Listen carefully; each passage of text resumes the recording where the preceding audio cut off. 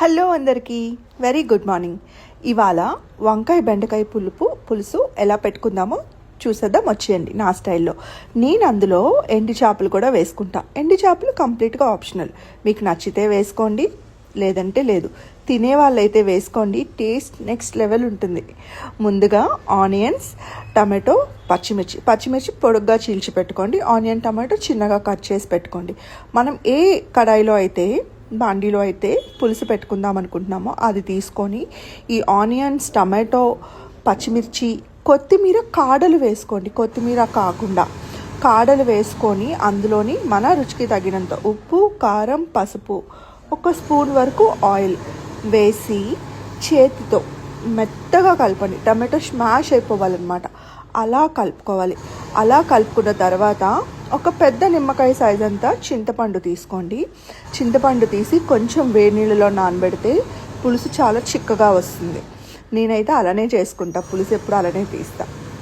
ఇలా బాగా కలిపిన తర్వాత ఆ చింతపండు పులుపు అంతా ఆ ముక్కల్లో వేసుకోవాలి.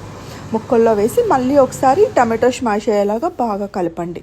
బాగా కలిపిన తర్వాత కట్ చేసి పెట్టుకున్న బెండకాయలు, వంకాయ ముక్కలు, వంకాయ ఇలా కట్ చేసుకోవాలి, గుత్తి వంకాయ స్టైల్లో కట్ చేసుకోవాలి. వేసి బాగా కలిపేసి స్టవ్ వెలిగించి స్టవ్ మీద పెట్టేసేయండి. అంతే. అది బాగా మరుగుతున్నప్పుడు మూత పెట్టేయండి. అది బాగా మరిగేటప్పుడు నేను పక్కన ఒక కడాయి పెట్టుకొని ఎండి చేపలు నీట్గా క్లీన్ చేసుకొని అవి ఫ్రై చేసుకున్నా. ఫ్రై చేయకుండా పచ్చి వేయకూడదు కదా, అలా ఫ్రై చేసుకున్నాను. పులుసు చిక్కగా అయిన తర్వాత ఎండు చేపలు అందులో వేయాలి. ఎండు చేపలు ముందుగా వేస్తే చీలికలా అయిపోతాయి, బాగోదు. చిక్కబడాలి పులుసు. బాగా చిక్కబడిన తర్వాత, చిక్కబడ్డం అంటే థిక్ కన్సిస్టెన్సీ అన్నమాట. ఇంకా అలా అయిన తర్వాత ఈ ముక్కలు అందులో వేసుకొని లో ఫ్లేమ్లోనే పెట్టి ఇంకొంచెంసేపు మరగనివ్వండి. పులుసు ఎంత మరిగితే అంత రుచిగా ఉంటుంది. చాలా అంటే చాలా. ఇది మార్నింగ్ చేసుకొని ఈవినింగ్ తింటే ఇంకా బాగుంటుంది. ఒక్కసారి పులుసు నా స్టైల్లో ఇలా ట్రై చేయండి. తర్వాత పులుసు బాగా దగ్గరైన తర్వాత నేను అందులో కొన్ని ఉల్లికాడలు, కరివేపాకు, కొత్తిమీర గార్నిష్ లాగా వేసుకున్నా. అది వేసి ఒక 2 to 3 minutes మరిగించి స్టవ్ ఆఫ్ చేసుకోవడమే.